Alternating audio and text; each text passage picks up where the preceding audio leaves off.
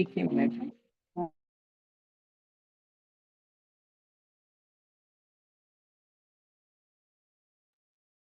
I am sorry. सब लोग अपना अपना कैमरा ऑन रखेंगे।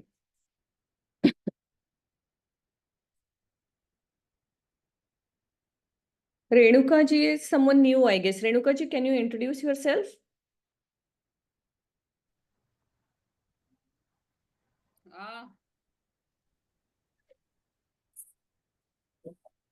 Namaste. I'm Dr. Renuka Gurram. I'm in clinic, so I can't start my video. I could No only problem. hear your audio.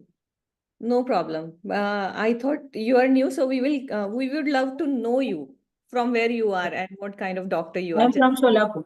Okay, okay. And how did you got connected? Some group is there, Daivedna Chintan. Mm-hmm. That is the fire for this. Okay, okay. No problem. अगर आपका कोई emergency है आप camera off रख सकते हैं, लेकिन जितना कोशिश करें कि ऑन रखें अगर पॉसिबल है आपको तो। क्योंकि क्या होता है ना, आप मुझे देखते हो तो मुझे भी तो आपको देखना है ना। जनरली मैं Yes. आपको एक छोटा सा मेरा थॉट शेयर करती हूँ कि क्या होता है आजकल जो ये थोड़ा बहुत कंट्रोवर्सी चल रहा है मंदिरों में, स्पेशली महाराष्ट्र में, कि मंदिर में दर्शन के लिए प्रॉपर एक ड्रेस कोड होना चाहिए, साड़ी पहन के जाना चाहिए या सर पे पल्लू होना चाहिए। और बहुत से लोग उसके अगेंस्ट भी है कि भगवान थोड़ी बोलते हैं कि ये सब करो। तो मेरी एक क्लाइंट थी जिन्होंने मुझे इतना बहुत अच्छा आंसर दिया ना, मुझे वो सुन के बहुत अच्छा लगा। मतलब of course I prefer to go in sari और ट्रेडिशनल ड्रेस ओनली, क्योंकि हम जाते हैं तो वो सात्विक भावना होनी चाहिए। और मेरा बेसिक मानना है कि अगर हम शादी में जाते हैं, प्रॉपर अटायर में जाते हैं, जिम जाते हैं, उसके लिए भी हमारे पास ड्रेसेस है, सब है, तो मंदिर जाने के लिए हम इतने बहाने क्यों करते हैं? हमने जाना चाहिए ना, रिस्पेक्ट उतना तो होना चाहिए भगवान के लिए। जब मेरे एक साउथ इंडिया की क्लाइंट है चेन्नई की, उनसे बात हो रही थी ऐसे ही जब मैं गई थी, तो मैंने कहा था कि आपके यहाँ तो कितना प्रॉपर सब लोग सुबह 3:30 बजे गजरा लगा के साड़ी पहन के मंदिर में जाते हैं, एकदम जैसे कि कोई फेस्टिवल है। तो जब मैं पहली बार गई थी मेरे समझ में नहीं आया, मैंने उनको कहा आज कुछ खास है क्या, इतनी सुबह सुबह सब लोग इतना रेडी होके आए हैं।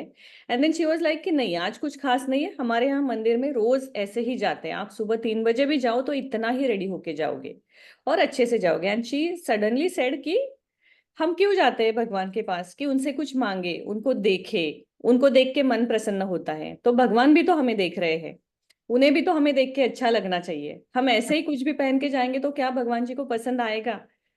ये थॉट मुझे बहुत अच्छा लगा कि कितना ये टू वे कनेक्शन उन्होंने डेवलप किया है। हम तो इतना सोचते ही नहीं है, हम एक फॉर्मेलिटी के लिए, आधे लोग तो फॉर्मेलिटी के लिए जाते हैं। अभी जो हमारे कुंभ मेला में चल रहा है क्या है, वो सबके सब थोड़ी रिलीजियस है। आधे लोग तो एक फैशन के लिए जा रहे हैं कि इतने सालों में आ रहा है, सब जा रहे हैं तो हम जाते हैं। कुछ लोग तो स्टीव जॉब की वाईफाई इसलिए जा रहे हैं कि फॉरेनर्स आ रहे हैं तो हम भी जाएंगे। या एक पिकनिक के लिए भी बहुत लोग जा रहे हैं कि एक पिकनिक सोशल मीडिया पे डालने के लिए फोटोज। जो समर्पण भाव है, जो उस जगह को जानने की भावना है, वो होना बहुत जरूरी है। जितने जाके आइए उसमें से 80% भी नहीं जानते होंगे कि कुंभ मेला होता क्यों है और क्या चीज है। कुंभ का जो एक है उसका बुक में शेयर करूंगी ग्रुप में फोटो। उसका जो पूरा हिस्ट्री है ना उस बुक में दिया गया है कि क्यों कुंभ मेला होता है, उसके पीछे रीजन क्या है। उसका मुझे बस याद दिलाइए, आज ही मैं इमीडिएटली ग्रुप में शेयर कर देती हूँ वो फोटो। वो बुक बहुत अच्छी है जिसमें आपको पूरा डिटेल में पता चलेगा। और अगर आप जा भी नहीं पा रहे हो तो भी आपको वो एक पुण्य मिलेगा और एक सेटिस्फैक्शन मिलेगा टू नो दैट प्लेस। सिर्फ जाना, गंगा में स्नान करना, त्रिवेणी संगम पे स्नान करना, लेकिन क्यों करना है? क्यों वहीं पे इतना ज्यादा, वो 12 साल में एक बार ही क्यों? ये सारी चीजें जानना भी बहुत जरूरी है। तो जस्ट एक पिकनिक के लिए जाने से अच्छा है पहले उस, कहीं पे भी है, किसी भी स्पिरिचुअल प्लेस को मुझे ऐसे लगता है कि पिकनिक नहीं बनाना चाहिए कि अभी समर वेकेशन है तो चलो यहाँ चलते हैं, अगली बार वहां चलते हैं।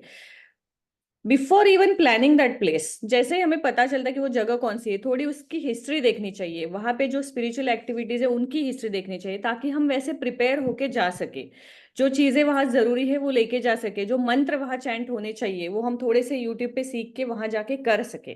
करते हैं ना हम, किसी की कितने भी दूर की शादी हो हम कोशिश करते हैं सबसे अच्छे हम दिखेंगे, करते हैं ना। Yes. तो यही समर्पण भाव हमें वहां भी देना है कि हम उतना कनेक्शन डेवलप करें टू वे। तब जाके जो 100% आपको सेटिस्फेक्शन होता है ना उस चीज का, वो मिलेगा कि आपको दर्शन मिले। अदरवाइज बहुत बार वो पिकनिक ही हो जाता है। यस जानवी। मैम, अपन मंदिर क्यों जाते हैं? We can't pray at home. I mean, I feel we should pray at home because मैं मंदिर जाती हूँ, आई गेट लॉस्ट, मुझे कोई फर्क नहीं पड़ता है। आई वेंट टू 12 ज्योतिर्लिंग पर कुछ फर्क नहीं पड़ा मुझे। आई mean I could, okay the sound and all was mesmerising but that was it. उसके बाद आने के बाद कुछ भी नहीं हुआ। हम घर पे भी कर सकते हैं, हम घर पे भी पूजा कर सकते हैं, मंदिर जाने की जरूरत नहीं है। फॉर एग्जाम्पल लेट्स से कि आज आपका कुछ स्पेशल खाने का मन है, तो आप घर पे कुछ बना के खाओगे और आप बहुत टेस्टी खाना बनाते हो। मान लीजिए आपको बिरयानी बनानी है, चाइनीज खाना है, बहुत टेस्टी बनाते हो, आप अच्छे से बना के खाओगे, everybody will be happy. Next time you go to some nearby restaurant, तो थोड़ा एम्बियंस चेंज हो जाएगा, उनका थोड़ा सा इंटीरियर चेंज हो जाएगा, उसका इम्पैक्ट होगा। Now you go to mainland China, क्योंकि वो ऑथेंटिक चाइनीज है, तो वहां पे 100% जो चाइनीज रेसिपीज है वो है, इंडियन चाइनीज नहीं है। जो इंडियंस को चलेगा वो चाइनीज है, बट इंडियन चाइनीज मसाला वगैरह नहीं है, ऑथेंटिक रेसिपी है, उनका एम्बियंस वैसा है, तो वो स्वाद आपको डिफरेंट फील देगा। दो you cook the same recipe at home, you will feel the difference in both. ये एक नॉर्मल एग्जाम्पल हो गया। अगर हम घर पे पूजा करते हैं तो हम उतने ही समर्पण से करते हैं, लेकिन क्या हम घर पे डेली जो भगवान को अभिषेक करना है, मंत्रोपचार करना है, वो सारी चीजें कर पाते हैं? नहीं कर पाते हैं। तो ये जितने भी मंदिर है, सबसे पहले तो ये जानना है कि उनका हिस्ट्री क्या है। अगर आप सैटेलाइट से देखो तो जितने भी देवी के मंदिर है या 12 ज्योतिर्लिंग है, उनको एक पर्टिकुलर एंगल में जोड़ा गया है, क्योंकि वो जो लोकेशन तब उन्होंने डिसाइड किया था कि ये मंदिर यहीं पे बनेगा, उसका जियोग्राफिकल जो ऑरा है, वो ऑरा चेक करके, उसकी एनर्जी लेवल चेक करके फिर उस मंदिर में उस चीज की स्थापना हुई थी, उस भगवान की।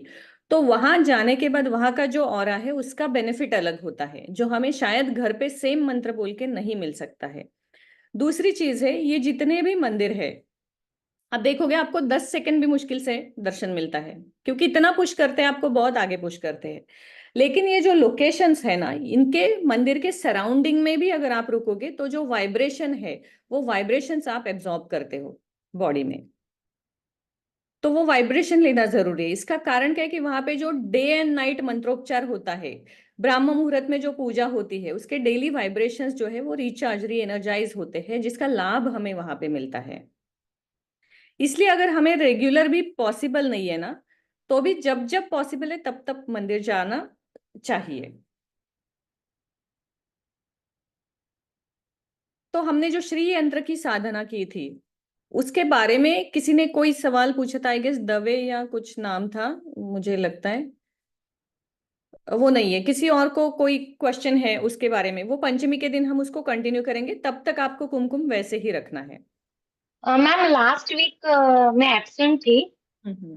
तो लास्ट वीक आपने क्या साधना दी थी? समथिंग मंत्र आपने दिया था। अब मुझे भी याद नहीं है, इतने सारे अलग अलग क्लास है, क्या हुआ था हमारे लास्ट वीक के इस क्लास में, इस सेशन में? मैम मंत्र नहीं दिया था, वो शाबरी मंत्र की बात हुई शाबरी थी। कवच के बारे में हमने जाना था पिछले हम्म क्लास हम्म में, कि जब कोई एनिमी होता है वगैरह, तो उसको कैसे कंट्रोल किया जाता है, उसके बारे में हमने, मंत्र सिद्धि से कैसे हम हमारे एनिमीज को कंट्रोल कर सकते मैम Would you वो please बुक तो share नहीं that मिल रही। recording? हैं। आई विल चेक, अगर रिकॉर्डिंग है तो मैं वो शेयर कर देती हूँ, कोई प्रॉब्लम Okay. नहीं। इसलिए मैं Thank ना you, ma'am. Immediately link share करती हूँ और आपको बोलती हूँ कि आप डाउनलोड करके रख दो फिर, क्योंकि वो क्लाउड से हट जाता है कुछ दिनों के बाद। Okay. तो मैं मैम वो चेक करती हूँ, अगर है तो शेयर करती हूँ, अदरवाइज मैं उसका एक छोटा वीडियो बना के वो अपलोड कर दूंगी। हाँ, please, please, ma'am. You will not miss, don't worry. एक बार Okay. मेरे क्लास में आए तो आई टेक केयर कि किसी का कोई मिस नहीं होगा, कोई प्रॉब्लम नहीं है। मैम श्री यंत्र का इम्पोर्टेंस क्या है? श्री यंत्र का इम्पोर्टेंस है, वो हमारी पहली क्लास में बताया था, आप थी उसमें। श्री यंत्र की साधना हम लक्ष्मी के लिए नहीं करते हैं, ललिता त्रिपुरा सुंदरी के लिए करते हैं। मतलब वो फर्स्ट डे जो साधना शुरू की थी वो उस दिन मैं थी, बट उससे पहले जब आपने कुछ अगर बताया तो वो नहीं पता। हाँ, तो ये ललिता त्रिपुरा सुंदरी से कनेक्टेड है जो श्री यंत्र की साधना है, और लक्ष्मी माता भी उनके बाद में आती है, सबसे ऊपर ललिता देवी आती है, उनके बाद शिव जी आते हैं, उनके बाद, क्योंकि शक्ति पहले आती है एंड शिव बाद में आते हैं, इसलिए शक्ति की जो एनर्जी है ना, उसके बिना शिव अधूरे है। तो इसीलिए हमें उस स्टेप से श्रीयंत्र को जानना है। अभी तो हमने सिर्फ शुरुआत की है, हम उसका जो एक चक्र होता है ना, हर चक्र का एक इम्पोर्टेंस है, उसकी पूजा करने का एक पर्टिकुलर विधि है, उस प्रकार से उसे जानेंगे। हर वीक में हम एक ही चक्र लेंगे। जैसे पंचमी से हम अभी उसकी जो है कुमकुमार्चन हमने किया था उसको कंप्लीट करेंगे, फिर हम उससे टॉप से लेके जो ऊपर तक उसका एक पॉइंट है, उस पॉइंट तक जो साधना है उसको सीखेंगे स्टेप्स में। अभी आज की जो साधना है हमारी वो त्राटक है। त्राटक के बारे में कौन जानता है? त्राटक के बारे में आप थोड़ा बहुत जानते हो कुछ? हाँ निशा जी बोलिए, आप क्या जानती है? मैम, ये जैसे हमारी थर्ड आई होती है, जैसे शिव जी की थर्ड आई है, तो वो कंसंट्रेशन के लिए है, स्पिरिचुअल अपलिफ्टमेंट के लिए है, इंट्यूशन पावर्स बढ़ाने के लिए होती है। तो उस पे हम जनरली कंसंट्रेट नहीं कर पाते हैं। तो जो दिया है उसको हम आई लेवल पे एक 3 फीट 2 फीट की दूरी पे रखते हैं और उसको कंसंट्रेट करते हैं जहां से वो लॉ शुरू होती है। तो वो जो लॉ है वो भी एक्चुअली शिव जी की तीसरी आंख के जैसी ही होती है। तो जब हम उस पर कंसंट्रेट करते हैं तो एक्चुअली हम फोकस कर पाते हैं। अदरवाइज हम अगर ऐसे ही मैन्युअली करना, मतलब ऐसे ही करना चाहे तो नहीं कर पाते। तो त्राटक actually help us for focus and concentration and to activate your this third eye. Actually ऐसे ओपन नहीं होती है जैसे शिव जी का हम देखते हैं, बट इट हाँ, ये तो हमारे हम, आज्ञा चक्र को जागृत करती है, यस यस, से एक्टिवेट करती है जी। राइट। तो त्राटक जो है बेसिकली एक योगिक क्रिया है, सही कहा आपने। इसे योग साधना में सबसे ज्यादा यूज किया जाता है। ये एक तांत्रिक क्रिया या पूजा वगैरह नहीं, लेकिन योगिक क्रिया से इसे ज्यादा कनेक्ट किया जाता है। योगिक क्रिया में सबसे पहले क्या होता है, योग साधना से हम पहले अपने शरीर का संवर्धन करते हैं। योग से हम देखते हैं कि हम अपने शरीर का संवर्धन करते हैं, वास्तु से हम हमारे घर का संवर्धन करते हैं, और आयुर्वेद से हम हमारे काया का, मतलब सौंदर्य जो है आउटसाइड, उसको एनहांस करने की भी कोशिश करते हैं। तो मन, काया और शरीर, ये तीनों को हमें, जब तीनों अच्छे एनर्जी में रहेंगे, क्लीन रहेंगे, तब क्या होगा कि हमारी जो एनर्जी लेवल है वो बहुत ज्यादा बढ़ जाती है, हमारी लॉन्गेविटी बढ़ती है, पीस बढ़ता है लाइफ में, सारी चीजें जो है वो अलाइन होने लगती है ऑटोमेटिकली। तो जब हम योग की बात करते हैं तो योग का मतलब है फ्लेक्सिबिलिटी और जो वर्कआउट है, नहीं। योग का मतलब है आंतरिक, हमारी आत्मा की चेतना और शरीर दोनों को कनेक्ट करना।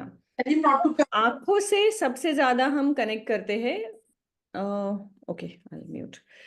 हमारी आंखें जो है, बहुत बार अगर हम इसे साइंटिफिकली भी देखें तो किसी को नंबर है या कुछ है, आई साइड में प्रॉब्लम है, तो अगर आप 40 डेज तक त्राटक करोगे तो उससे आपकी आईसाइट इंप्रूव हो सकती है।